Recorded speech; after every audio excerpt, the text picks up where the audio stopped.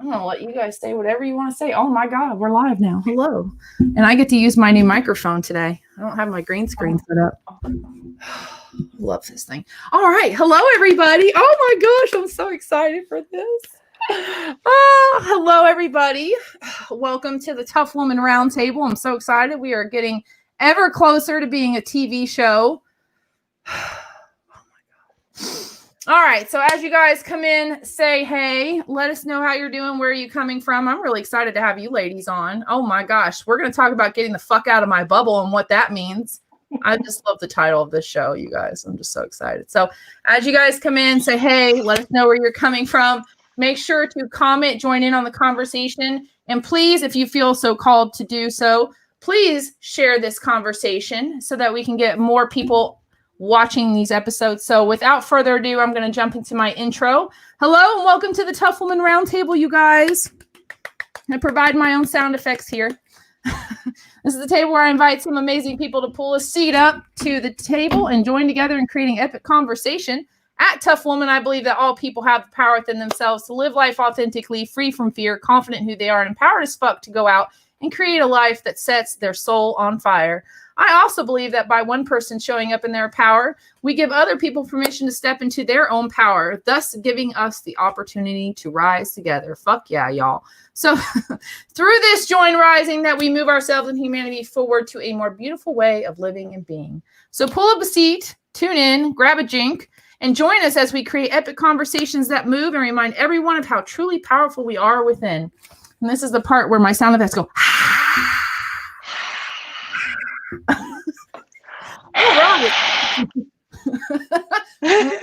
I'm going to get a soundboard for the TV show, and it's going to have the weird sound like wah, wah, wah, you know, just fun stuff like that. All right, you guys. So this is me and my new mic. Very excited.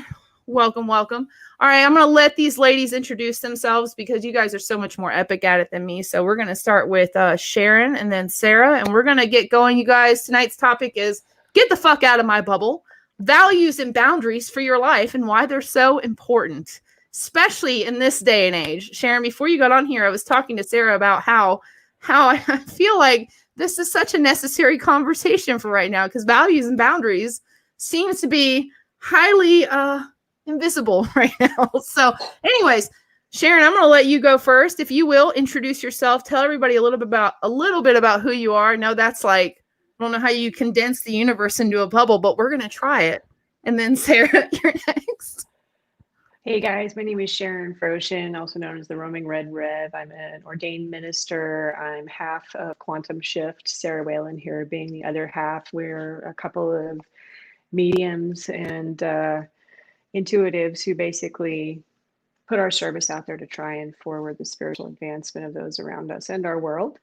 I'm also an energetic NLP practitioner, a hypnotist, a bunch of different things, but above and beyond anything else, I am a sovereign human being who believes that all human beings should have the right to their sovereignty should they so wish.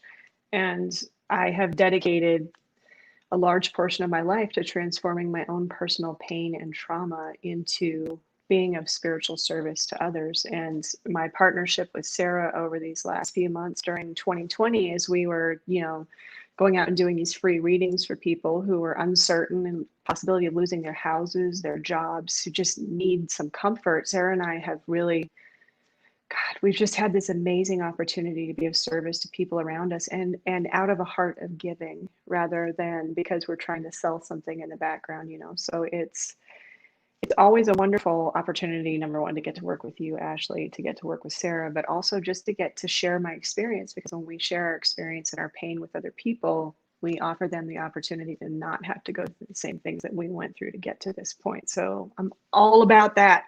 Take it away, Sarah. Hey, everybody. Ashley, thank you for having me back on the show. Yes, after last week, it was a pleasure to come back, and tonight's topic is just like one of my favorites, so I had to be here for this. So I am Sarah Whalen, coach and healer, as Sharon mentioned, half of Quantum Shift, where we believe that tiny shifts result in big impacts, and it doesn't have to be hard to make permanent and transformational changes in your life. So this is really powerful work that she and I are doing together. So excited about it. I am a coach. I'm an MBIT master coach, and I'll explain what that is when we get into this a little further. And I'm an intuitive energetic healer, shamanic practitioner, Akashic Records practitioner, Reiki master, all the energy stuff I got going on.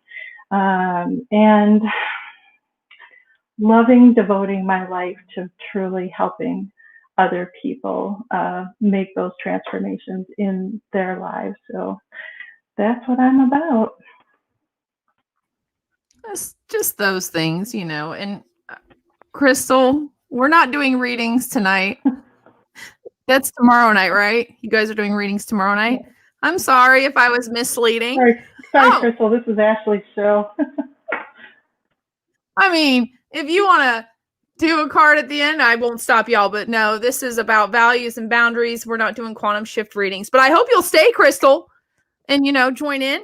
So you guys, I'm Ashley Ingram. I realized that I needed to start introducing myself because I let everybody else introduce it and I don't introduce myself. And then I'm like, it says host, but people won't know what the fuck who you are. So you guys, I'm Ashley Ingram. I'm the host of the TUF Woman Table. I run TUF Woman Coaching Company. So I'm a sovereignty and shadow work coach. I don't quite have all the extra titles yet, but I help women face their demons so they don't have to live with them, right? Because that's not fun. That's like my little tagline there. So I help you dive into the deepest, darkest pieces of yourself and shine some light in there so it doesn't have to be so dark and scary. And I also run this fucking badass show, which is about to be a TV show, you guys. Like, fuck yeah. So, and I will say that this show is very special to me because it is by asserting boundaries and learning the boundaries from these women that I have been able to become a powerhouse with this show and continue to walk into that. So yay for that. All right, you guys. So we're going to dive right into this. We're going to talk about values, boundaries, why those are important in life. And Crystal says, I had to renew my ID. They almost wanted everything to get a star. I'm assuming you guys know what that means. So, but anyways, so thank you, Crystal. So I'm going to go ahead and start off with Sarah, since this is like your jam. I'm going to let you get started, and I'm going to let you tell everybody about your experience with values, boundaries, how those have worked in your life and why they're so important. Oh. Yeah. So as I mentioned, I'm an MBIT master coach, and MBIT stands for Multiple Brain Integration Techniques. And it's far beyond just a coaching modality, but we'll say that's what it is just for simplicity's sake. But it's there's a process involved in MBIT, which is called M-braining, which is the process of aligning your multiple brains or intelligence centers in your body, namely your head, your heart, and your gut.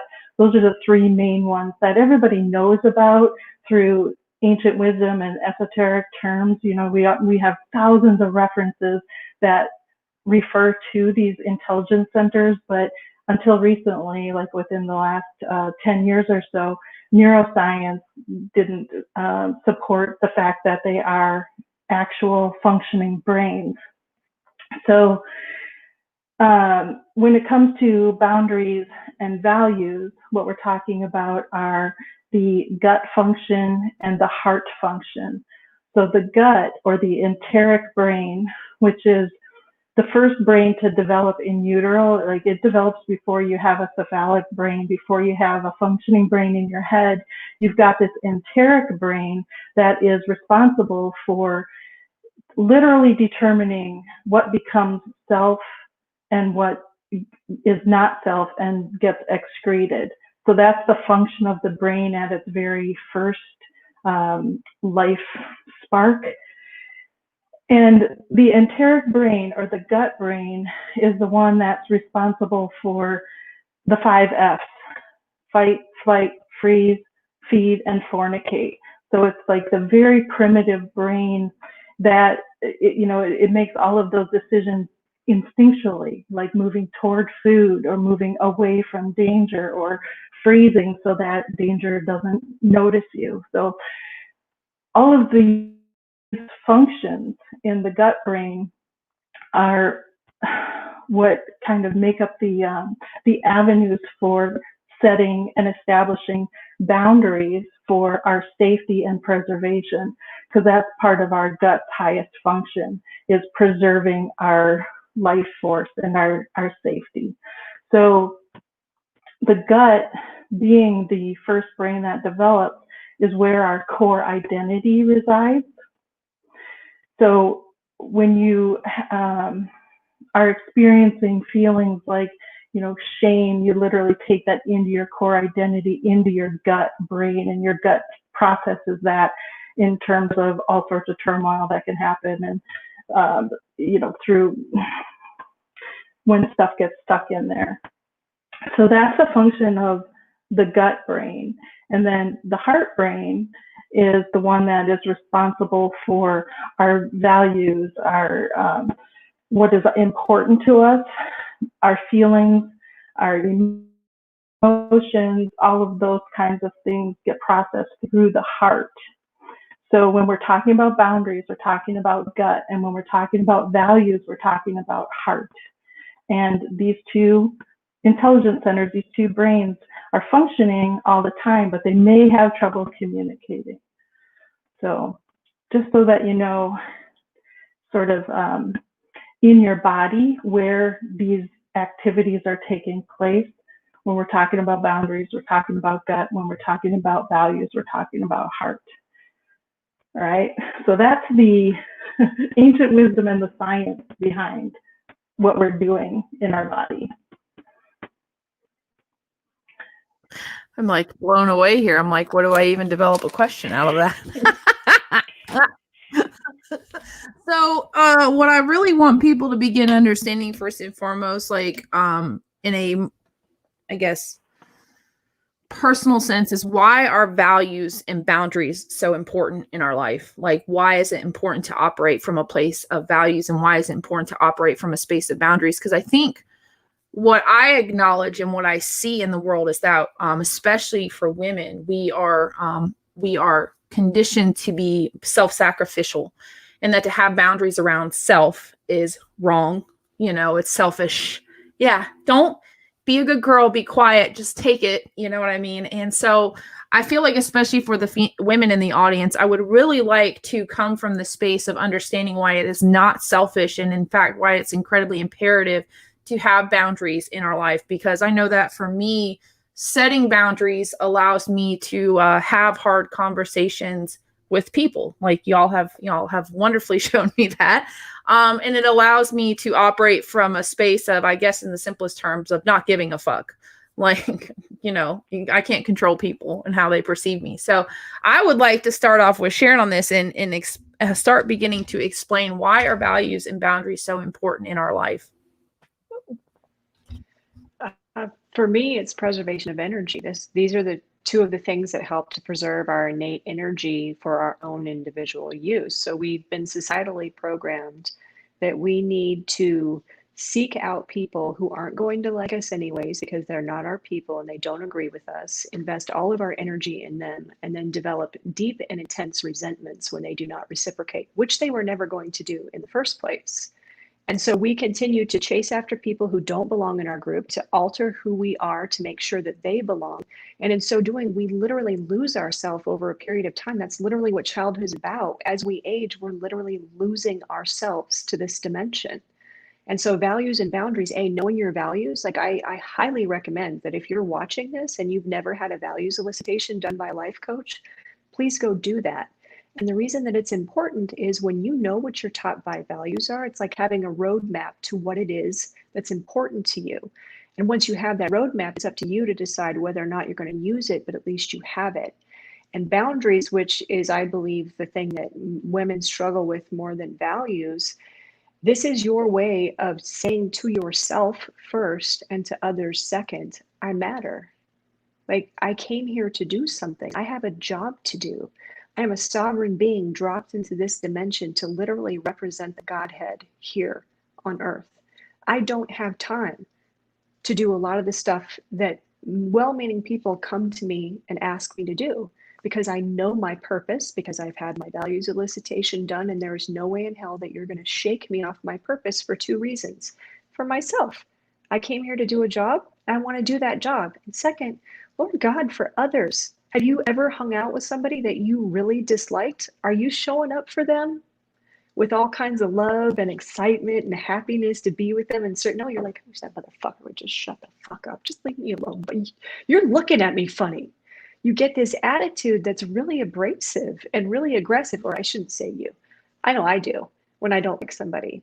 So boundaries preserve not only my space and what's important to me, but they prevent me from taking out my lack of boundaries on other people. And that's a huge part of maturing, is when you begin to understand, hey, when I don't honor this, other people suffer, not just me.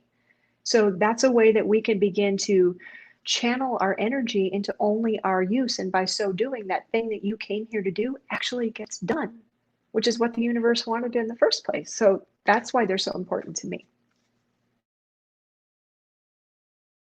Sarah, I would ask you the same question, and then I have a fun question for you after that. All right.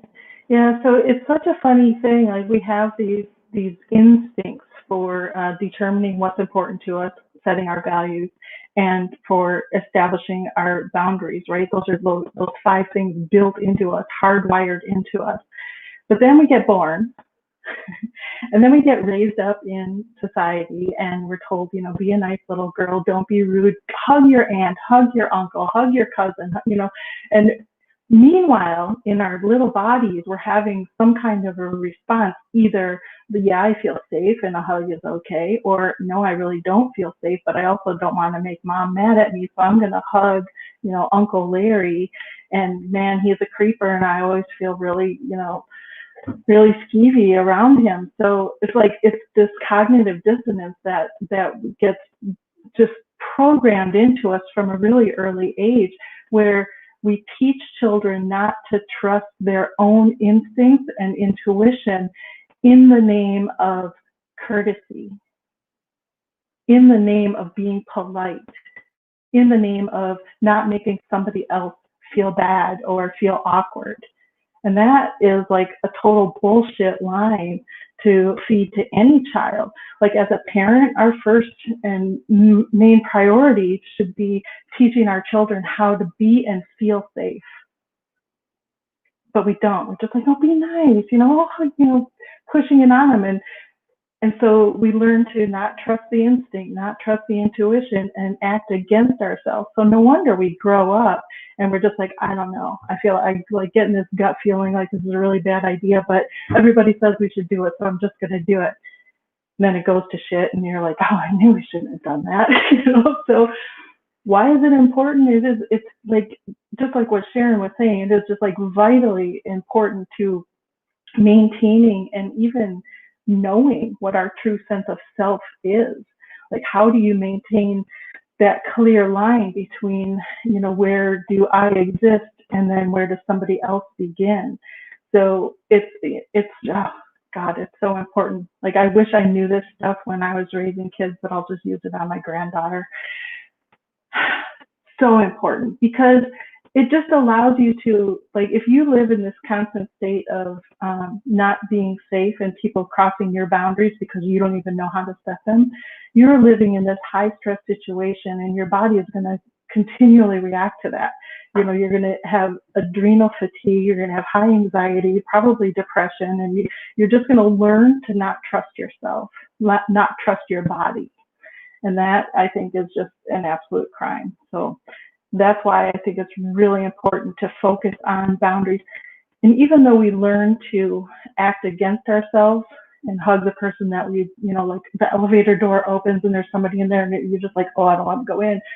Trust that. Like, if you're with a little kid and they don't want to get on the elevator with somebody else, honor that in them. That's the way to help to teach them to learn to really, really be able to trust themselves in any situation. And that's going to really, you know, serve them well when they're adults and trying to function in this crazy world.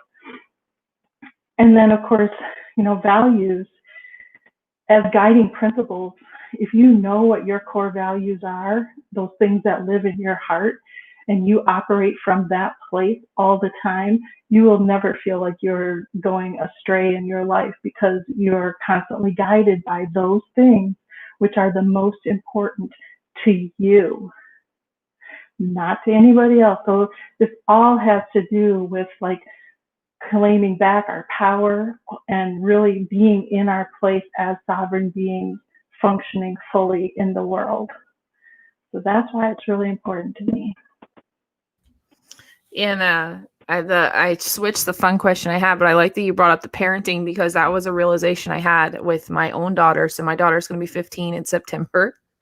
And you want to talk about somebody mirroring back to you, your younger self. I always say that I gave birth to my inner child and my daughter, and she's already where I'm at now, mentally headstrong at almost 15. And I'm like, Jesus Christ, when she hits 18, God help us all. But just this previous year, we had a lot of stuff I had a lot of stuff happen with her. My daughter has struggled with mental struggles in the past, and I won't elaborate because I want to respect that boundary with her. But we had a point where where my daughter was explaining that she no longer felt she needed to go down a certain path anymore. She felt in control of where she was at, and I continued to keep pushing it. And I had this realization at one point. I'm like, what am I teaching her? I am teaching her that her voice does not matter to me, because I'm basically bulldozing what she's telling me. And I'm telling her that what she is telling herself, because she was in a healthy mindset, she doesn't need to listen to that, disregard that voice, and just listen to what other people tell you. And I had to have a kick in the ass kind of moment with myself. Like, what are you doing? Like, you need to trust that your daughter is operating from the best place. And she, who better for her to know about herself than herself? Like, so for any parents out there, that's a huge exercise in your own boundaries as a parent, though. Like, so that's like a big one. So this is my fun question for you guys. Because I can tell you when I knew this, but when did you guys know that you were lacking boundaries and you needed them? Like, when was the first time in your life where you're like, fuck, man, I didn't even realize I didn't have any boundaries. Like, I need boundaries. Like, I can tell you it was when I got divorced, or was getting ready to get divorced from my ex-husband. I was like, you know what? Maybe I need to figure out why I keep dating the same narcissistic buttholes. Okay. I'm just going to say it. Like, maybe I need to figure out why I keep dating guys that have vice issues and always want to take my money and want to not work and not take care of me. So maybe we need to figure out what I need to do so that doesn't happen. So, Sharon or Sarah, let's start with you. When was the first time in your life that you realized, like, damn, I better get me some of these, because what's working now is not working? I think it was really in my teen years, and my upbringing was rife with abuse. And Guillermo, dude, we're not reading cards. This is Ashley's show, but hey, thanks for showing up. But anyway, there was a lot of abuse, and it just put me in the position where I had to really look at what was happening to me and make decisions about, is this behavior that I'm going to support? Is this something that I'm going to continue to allow to do? And for me, it was a big fat no. So when I turned 18, as soon as I was done with school, I just moved away. And then I was just like, I don't ever want to go back again. So that was like a really hard boundary for me. And I separated myself from my family for a number of years.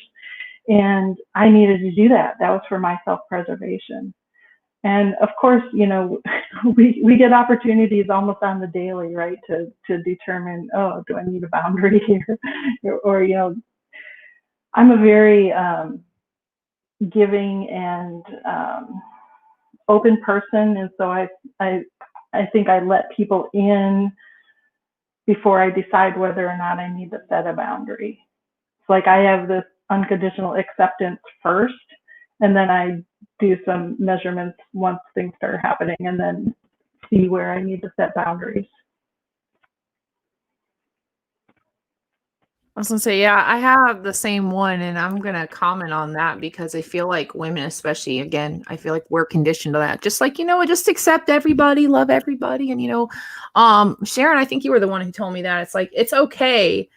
Uh you might have said it, we might have said it differently because of how blunt we talk, but it's okay to tell people to fuck off. That can be a really great boundary. Not everybody gets to be in here because you have people who are energy vampires. They just want what you have, your energy. So I feel like the message, especially for women, that I love to get across is like, it's okay. Oh, actually, this is what it was. It's okay to be love and light and fuck off at the same time. Like, it's okay to be love, light, and fuck off at the same time. Like, that's a boundary. Like, if you don't want to talk to people, you don't have to talk to people. So Sharon, same question for you. When was the point in your life where you realize, like, man, you know what? I need to get me some of these boundaries because what's happening right now is not working for me. I was 16 years old. As many people who know me know, my grandmother, who was not mentally stable, had beaten and tortured me for most of my young life. And by torture, I mean torture. And she hit me when I was 16.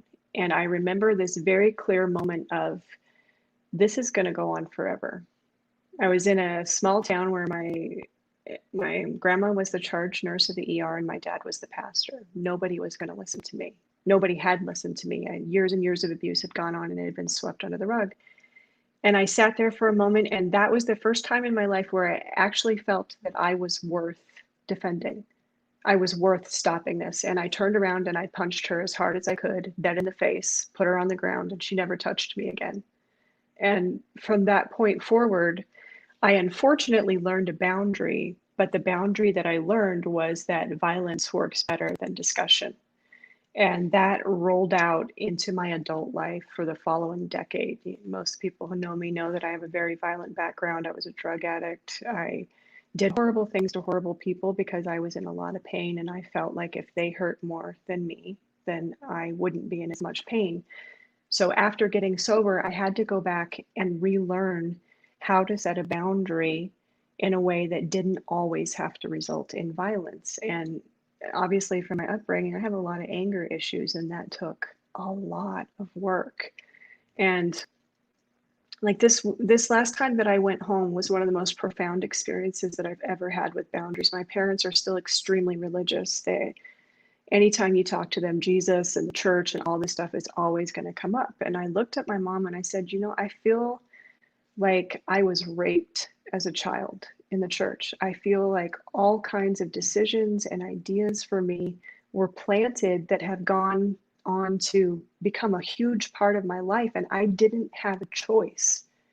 And I sat there at the table and I just started crying. And I was saying, all this stuff was going on in the church. I had all this stuff being shoved down my throat. Grandma was beating me. You guys were spanking me. People in the church who were upset with me felt like because of you, felt like they could just scoop me up and punish me and spank me. I felt like I had no safe place anywhere. It wasn't safe at home. It wasn't safe at grandma's. It wasn't safe at church. It wasn't safe at school. It was safe nowhere. And so I had to learn how to create that inner safety for myself. I had to go back and deal with all of that trauma so that safety was no longer something that somebody else was doing for me in the outside world. My safety now comes from within. I am safe because I am. I don't need to do anything. I don't need to change anything. I'm safe because I am. And everything that happens is happening exactly like it's supposed to. And I think that is one of the hardest things for us. And Sarah and I have had this discussion before, this idea that right must win or light must win. And when it doesn't, then something bad has happened. I don't believe that's true. I believe that all of it is an opportunity for us to use pain to put us beyond our comfort point so that we will actually change and set those boundaries and define those values. I think that speaks volumes to what is going on in the world right now because, excuse that. Because I think it's definitely very much a right versus wrong. And if you don't fall to this certain agenda or whatever, you're right and they're wrong, or you're wrong and they're right. And, I feel like we have really lost sight of, like you said, it's like, violence solves more than discussion. And I feel like that's where we're at. And again, we're just projecting a massive lack of boundaries for other people. One of the things I think I had a conversation around is we have no sanctity for life anymore. We really have no respect or boundary around human life, especially our own. And it's an interesting thing to see. I used to say it's such a sad thing to watch. And then someone nicely corrected me on that. Like, no, it's not sad. It's just the way of the world. It's just what it is at the moment. And so I want to talk a moment about how values and boundaries work together, because, oftentimes people talk about just values or just boundaries. So I think it's really imperative to talk about how these actually work together. So and I would love for you guys to talk about some of your values. One of my biggest values is compassion, and not compassion where like I just let people walk all over me. Compassion meaning I acknowledge that where you are, and that's great, and you're good. And I don't believe that I have to project anything on you to make you act differently or be differently. So I see people as a whole, and they're on their journey and I'm on mine, and that's good. And that to me is compassion, is just allowing people to operate in their own space and I operate in mine, and we can operate together equally. And, I am neither less nor more than them, and vice versa. And what that works is meaning that I have that boundary of protecting my own space and respecting other people's space at the same time. So we can walk together, but I respect my bubble first, and then I'm going to respect your bubble too. So I would love to know your ladies' breakdown of how values and boundaries work together. And Sarah, I'll start with you. Yeah, it's a great question. So, my top values are integrity, authenticity, compassion, courage, humor, and I really can live by my life guided by all of those. Now, when you're trying to set a boundary, again, you're talking about what do you need for your own safety and your preservation. And you could be very, very rigid about this and just be like, marching along, setting boundaries around everything all the time and not letting anybody in.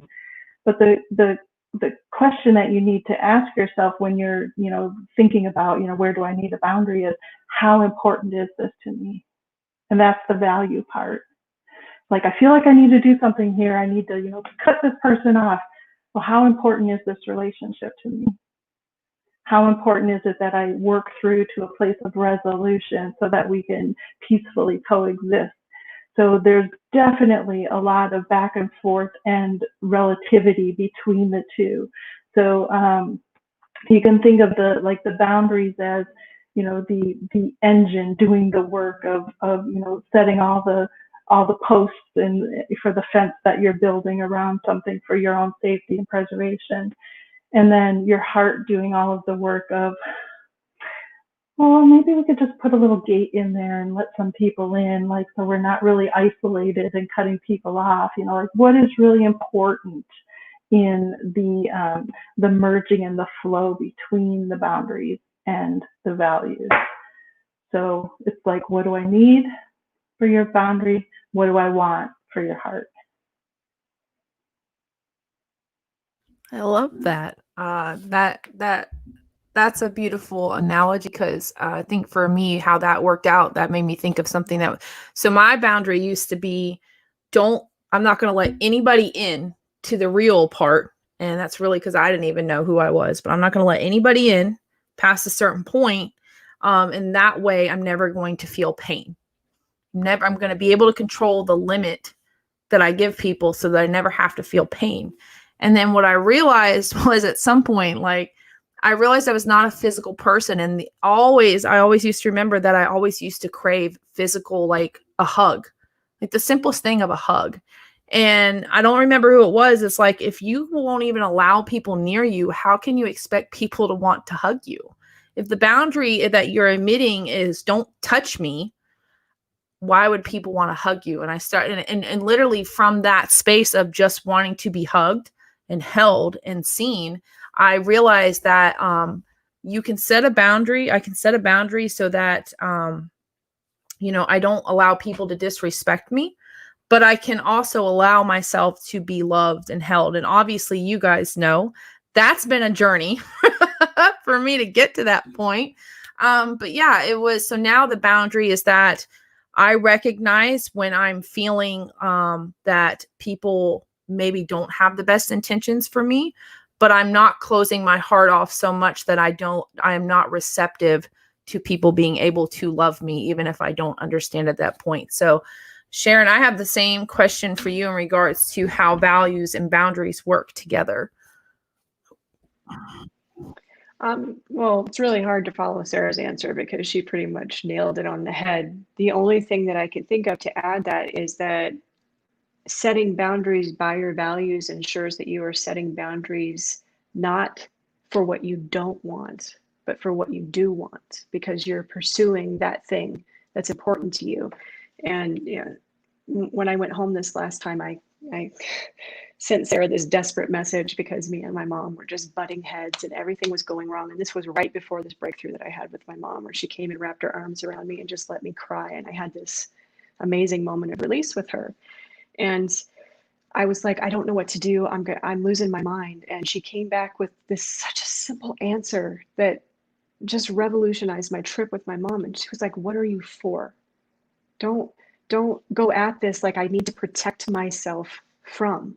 What are you for? What do you want to experience with your mom? Stop opposing things and start supporting things. And it's so true, because the energy of opposition is never at full force. It can't be. But I mean, entropy by its very definition sets into that kind of energy and it fades and breaks down. But when you are pursuing something from a point of this is what I want, you are activating your own unique frequency of power that harmonizes with that thing that you're after. So rather than fighting something, you're welcoming something into your life in a way that it can serve you and serve others. Now, the boundary with my grandma, while it needed to be set, setting it that way created a new lesson for me to learn throughout my life. So just because we set boundaries based upon our values doesn't mean that every one of those values is going to be honored and nothing bad is going to happen. That's that right must win mindset again. Every opportunity that we get with any type of friction, with any type of pain, with trials, tribulations, none of that is a bad thing. It's like the universe going, hey, dude, you're ready to level up. Let's get going. So when you start setting these boundaries, trust and believe people are going to test them. And a boundary that is set based upon what I don't want doesn't stand. We always back off from it and, fall away from it because it wasn't here in our heart. It's what we don't want to experience, and it's based in fear. Whereas any boundary that's set from our values and what we want is based in hope. It's based in the idea that I can acquire this thing, I can have this thing, I have nothing to be afraid of. And when you don't partner those together, you end up exactly like Sarah started off in her answer. Boundary, boundary, boundary, boundary, boundary, boundary, boundary. You have no idea why. You end up isolated, alone, and afraid. So getting those values set and then setting your boundaries from a place of knowing who you are and what you want is so integral to ensuring that you do things with love and that the things that you do are being done at full force and they're being done in harmony with who you are and what you value. Oh, it's just beautiful. And I want to say that question, what are you for? That revolutionized I was like, holy shit. I think for me, it was recognizing that to love someone doesn't mean grasping to the strands of like, oh, you have to stay with me through the lifetime. It means, you know what, I'm going to love you in whatever capacity I can for however long we're together. And then when it's, the time, and it really just allowed me to release a lot of responsibility in the relationships that I had, because I was like, it comes back to that compassion thing. You know what? I'm on my journey and you're on your journey. And whenever it's time for us to go our separate ways or whatever, and if we ebb and we flow in life, then that's fine. So for me, that was recognizing that part and like the whole trying to grasp these things, like, like the helicopter parents is what I call. It's like, oh my God, when my kid turns 18, they're just going to live with me. Oh my God, I love you guys. But these moms are like, when they turn 18, they're just going to live with me forever. And I'm like, no, my kids turn 18. Get the fuck out of my house. Go live. Like, get out. Actually, I get a lot of shit for that because I always say that when my youngest, who is 8, will be 9 in October, when he turns 18, I said, I'm leaving them the house and I'm leaving. And they're like, what do you mean? You're not going to stay here for your kids? I said, they're fucking adults. My job as a parent is to make sure that when they turn 18, they are ready to go out into the world. They're not scared. In fact, they're begging to leave the house. Like, they're like, Mom, I'm like ready to go. Like, you know how most kids, when they enter kindergarten, the parents like crying and they're like, they think it's this big emotional thing. And then the kid's like, bye, Mom. Bye. Like, get the fuck out of here, Mom. Like, I gotta go.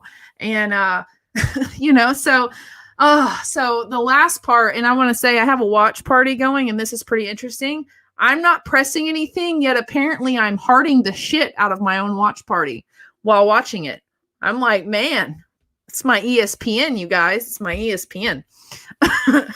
All right. So the last part about this that I wanted to dive into is how do we start figuring out our own values? And one thing I want to talk about one day is intrinsic values.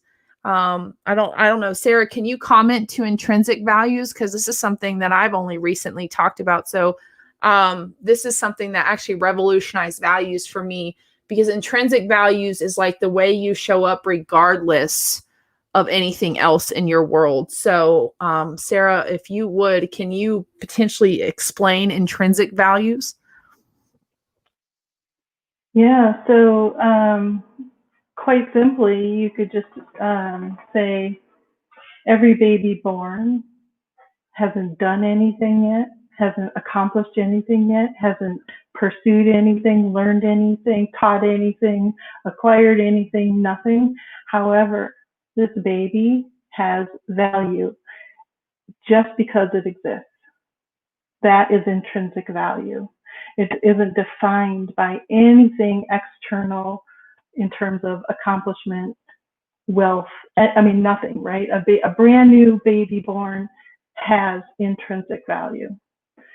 Now, we tend to forget that as we grow up and start to, become, fully functioning adults in a capital society where we think that we need to acquire and build wealth, and we attach our idea of our value or our self-worth to external things, and we lose track of the fact that we have value the same as a baby does, just by the simple virtue of the fact that we are here, we're alive, we exist. So it's not defined by anything outside of, the energy system that you're living in right now. So intrinsic value cannot be destroyed. It also can't be enhanced. It just is. And I felt called to ask that before I dive into this last part, because again, it goes back to that question of what are you for? And for me, the biggest revolution that you helped bring along with that question is like, well, what am I really for? And it had nothing to do with money. It had nothing to do with material wealth. And it had everything to do about, like, the one thing I tell people is, I always say when I get to the top of my mountain, wherever that is, because my mountain is probably like massive. I said, I want to be up there and I want to be able to look on the left and the right side of me. And I want to see like the Great Wall of China of people next to me. My greatest value is in bringing people with me. I don't want to do this alone. I want to have community around me. And to me, going back to this show, to me, that intrinsic value to me is like helping that one woman. It has nothing to do with the likes and the views. And it has everything to do with if one woman comes on here and it changes the course of her life in some way, shape, or form, which I have been absolutely privileged to see, then I'm successful. Then I'm walking in purpose. Then that to me is value. That is value right there. That is something that I can't buy with money. And damn, I am liking the shit out of this watch party. I'm like going, just like loving all this. Apparently, like I'm like going to town here. It's a little strange.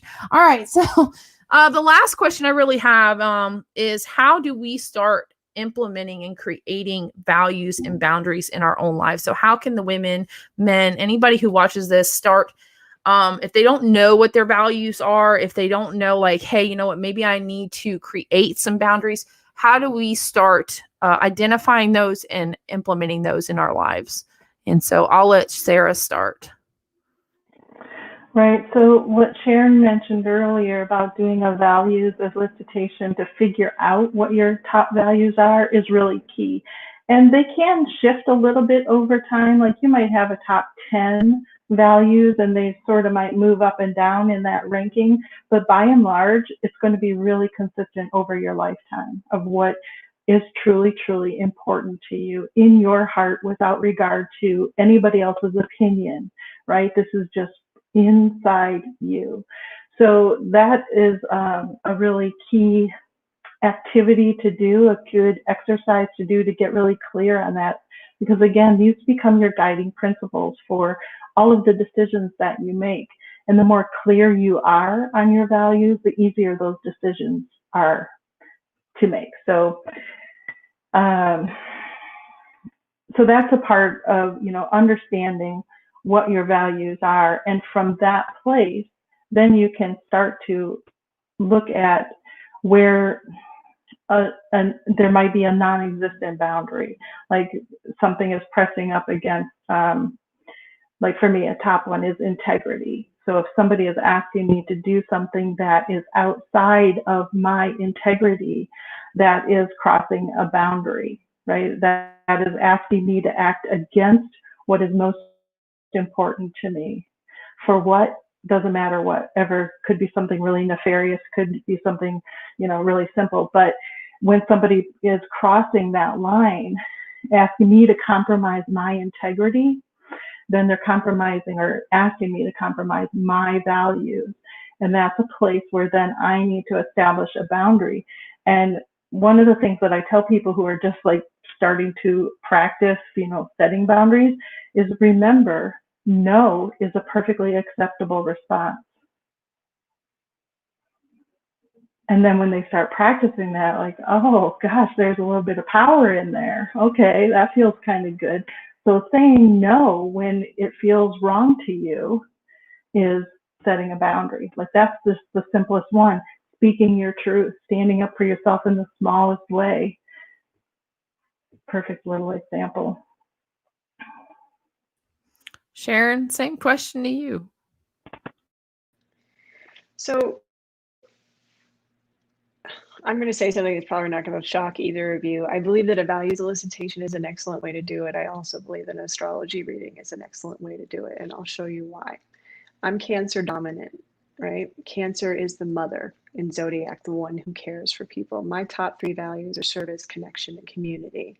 My Venus, which represents my values, is in the 11th house of Aquarius, representing belonging to groups. It's extremely important to me that I belong to groups and that I serve groups.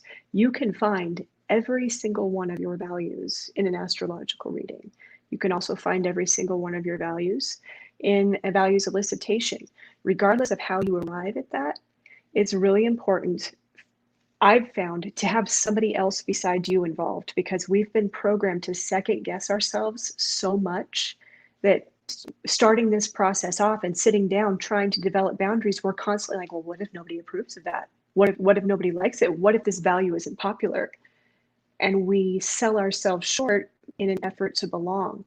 So setting those values is extremely important for ensuring that we actually follow through with what we want to do. And then stepping into the boundaries, like one of the most important things that I have learned over time where values are concerned is that if I make the conscious decision to walk away from something that my values have indicated, I regret it like heartburn all the time after that. But the reason that I typically didn't do it is because I didn't want conflict. I didn't feel worthy of creating conflict or creating like an uproar or ripple in the time-space continuum. I felt like my only job in life was just to make other people happy and to make other people comfortable. So I'm going to tell you guys something you're probably not going to like. Boundary setting in the beginning is never pretty. It's not. It's not supposed to be. You're figuring out who you are and how you relate to other people. The reason that values behind boundary setting are most important is that's your only compass when you're first starting. Your only compass is your values. That's it. If you don't have that, then again, we're going back to what Sarah said at the beginning, boundary, boundary, boundary, boundary, boundary with no purpose. So ultimately, the values that you set define the boundaries that you set. But in between there is that point, is that space of creativity, expertise, and excellence where you get to actually stretch your legs as the God that you are and develop who you are and what's important to you. And the last thing that I want to say, and it's something that I see in a lot of women and it breaks my heart. You are not, I'm going to repeat that. You are not less than a man. You are not less than the patriarchy. Feminine energy is not weak. It is not a cop-out. It is not a game or a joke. The energy that you have can bring the world to its knees if you actually invest yourself in it. So if you are a woman who, I saw this post by somebody, and I think the two of you saw it too, because we had a conversation on it where somebody was doing a social experiment of not stepping out of the way of men. And she had run into approximately 6 or 7 men. They had been shoulder checked by men. I encourage all women to do this. All women. Not because down with patriarchy or men are bad, but because we have been so programmed to head down and take it. Don't look people in the eyes. Don't get in people's way. Don't say what's on your mind. Don't. Shouldn't. And the most powerful thing that a woman can do, and guys, especially for the rise of the female energy, the rise of the divine feminine, is to honor your fucking self as a woman. Honor yourself. Don't get out of the way. You have just as much right to stand there as a man does. This is another thing. Women who write posts about hiding in the bathroom from their children. Because women are so programmed, I've got to be the caretaker. If my child doesn't have, an Ivy League scholarship by the time they're 5, I'm a complete failure as a mom. Fuck that shit. Your child is a completely sentient, sovereign being who is going to find his way, whether or not you run around him with a dustpan and a fresh diaper or not. That child's still going to find his way.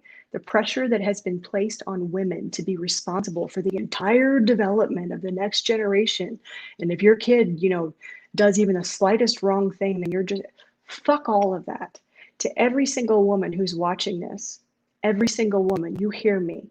Set your values based upon what's in your heart, and you fuck everything else that everyone thinks and everyone says, because ultimately the only givers of life on this planet are you.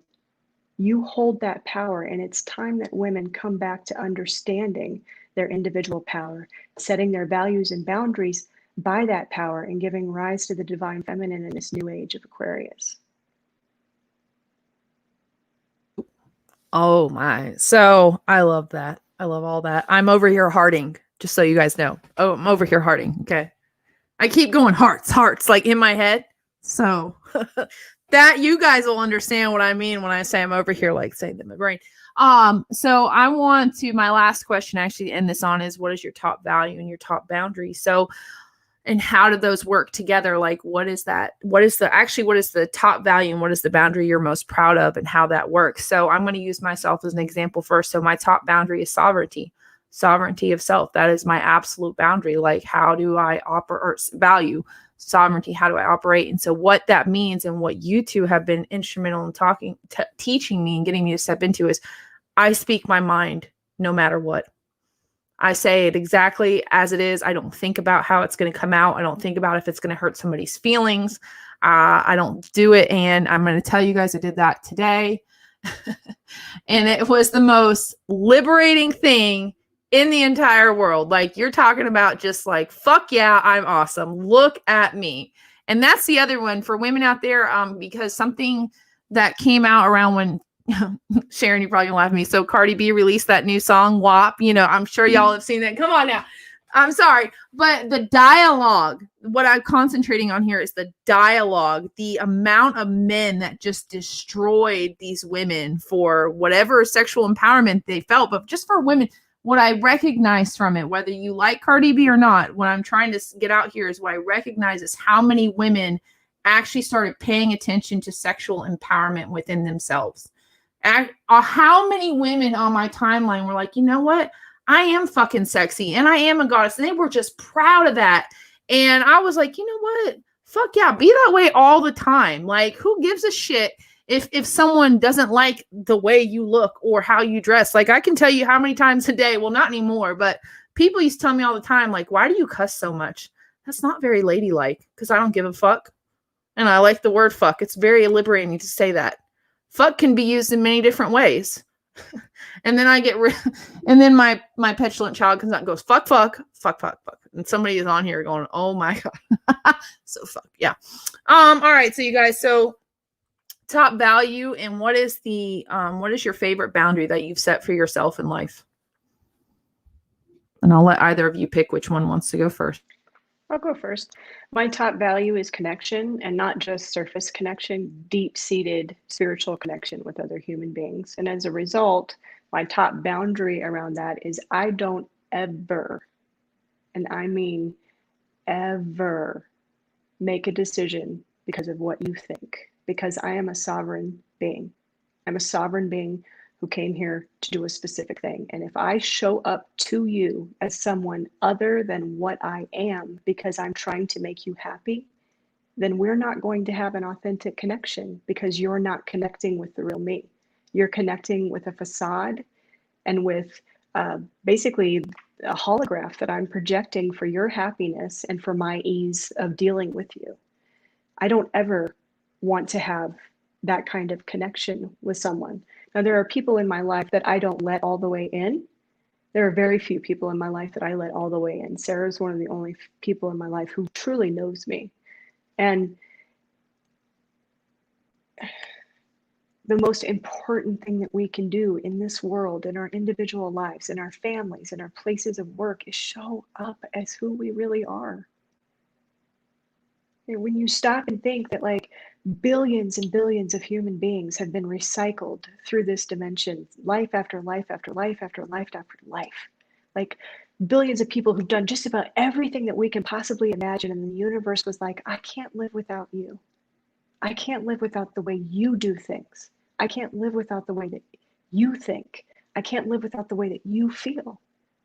When you really understand that and embrace that, you can't not be who you are, because the universe was so fucking stoked on your shit that it was like, I'm going to be bummed as fuck if you don't show up, if you're not in my universe, if you're not in the world being who you are.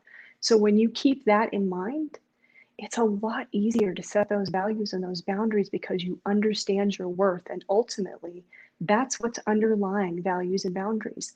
I am worth doing this work, conserving my individual power and showing up as who I am. And Sarah, before you answer the question, Sharon, I just want to say that I really think you should make a bumper sticker that says the universe is stoked as shit that you're here. Just saying, I'm gonna put that little seed in there. So if ever, you know, just a little bumper sticker, it says the universe is stoked as shit that you're here. All right. It reminds me of a bumper sticker I saw in a van yesterday. It says, your mom loves my van. You know, great bumper sticker. So Sarah, same question for you. Top value, and what's your favorite boundary that you've set in your life? Right. So for me, authenticity is kind of a really umbrella kind of value. So when I've done work around, you know, what are my core values, it seems like every single one of them like always feeds up to authenticity. So as long as I'm showing up in the world as my actual true self, what I find, the more that I do that, the more that I show up how I really am, the more that is just a natural boundary set. And like I'm fond of saying, you know, we are not separate from our environment. There's a oneness of self and environment. And so as you express yourself authentically in the world, exactly as you are and who you are, people are going to bump up against that. And one of two things will happen. They will either resist and go away because, you're a whack job, or they will adapt and stay, and then they'll fit comfortably into, you know, the inside of your boundary fence. So really, like I'm working my way real fast towards the age of 60, and I've been a number of different things professionally in my life, and each one of those things, like starting in my 20s when I was in public accounting, and then I was a CFO of a sales company, this was to me like the ultimate mask wearing. Like I had to put on a costume of a business person and then go and be an accountant, and I never felt like myself because I had this clawing energy inside of me that wanted to get out, because being an accountant was inauthentic to my whole self, my whole sovereign self. So, then I was a full-time mom, and I stepped into the role of what I used to tease of being, a soccer mom and stuff. And I had a kid who was an athlete. And so like all of my energy was spent in support roles to, help to guide him and elevate him, move him through this stage of his life. And then I was in a narcissistic, abusive marriage, and really, really just got crushed down and pulverized, lost any idea of who I was. And then fortunately 6 years ago that ended, and I was gifted this beautiful opportunity of saying, right, here I am, 53 years old, who the fuck am I? And it was just like, oh, yeah, that's going to be a really fun journey. And it's been this constant progression of learning, like, to say no when it just doesn't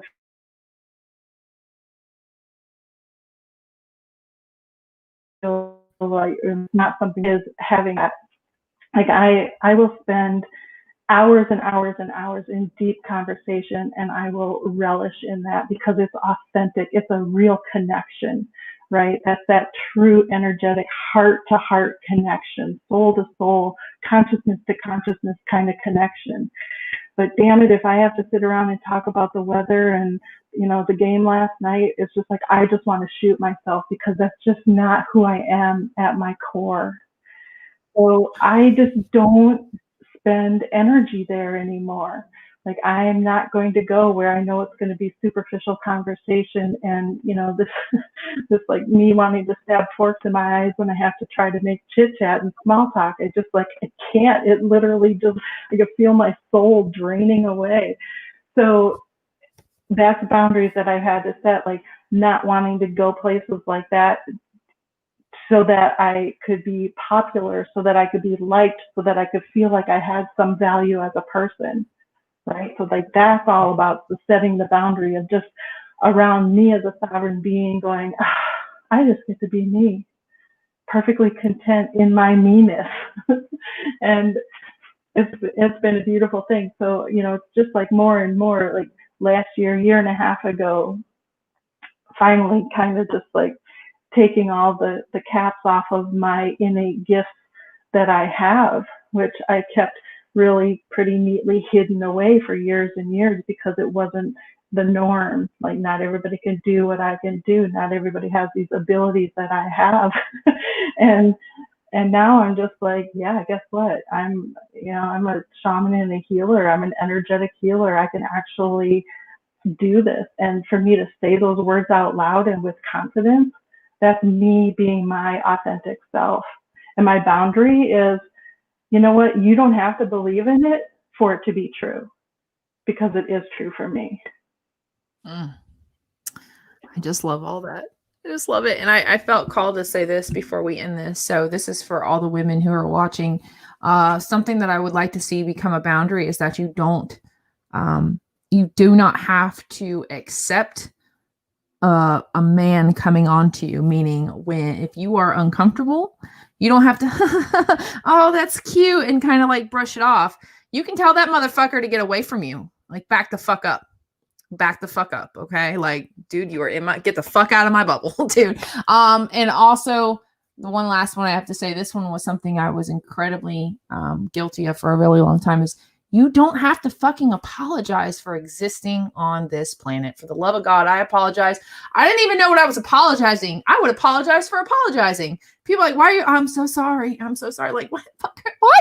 So you do not have to apologize for taking up space at all Not one damn bit. You owe nobody anything on this world, especially an apology. All right. As I like to say, for anybody who's out there wondering, like, how can you speak your truth? I like to put it as that I never go out in the world seeking to speak or act out of malicious intent. So I'm good. I'm not out trying to be mean. I'm just out trying to do my own thing. And if you perceive it as me being a bitch or me being mean, well, that's on you. I can't help you there. That sounds like a personal problem. All right, you guys, this was awesome. I'm so excited. I love the shit out of this watch party. That's all I got to tell you. And at one point, Sarah, you said something and I laughed. I laughed on there. Lots of laughing emojis. So, it's all much fun. All right, you guys. So join us Thursday for another amazing story. Thank you, ladies, so much for being here. I'm always so grateful for your time and your energy. And you guys, for anybody who wanted a card pull, tune in tomorrow on the Quantum Shift show. Not on this one, but on that one. I'm sorry to anybody who was disappointed by the lack of a card. All right, you guys. So see you guys Thursday, 7:30 p.m. Eastern Standard Time. Thank you guys so much for being here. I appreciate all of you. If you catch this on the replay, #replay, make sure to share this. I'll see y'all on Thursday.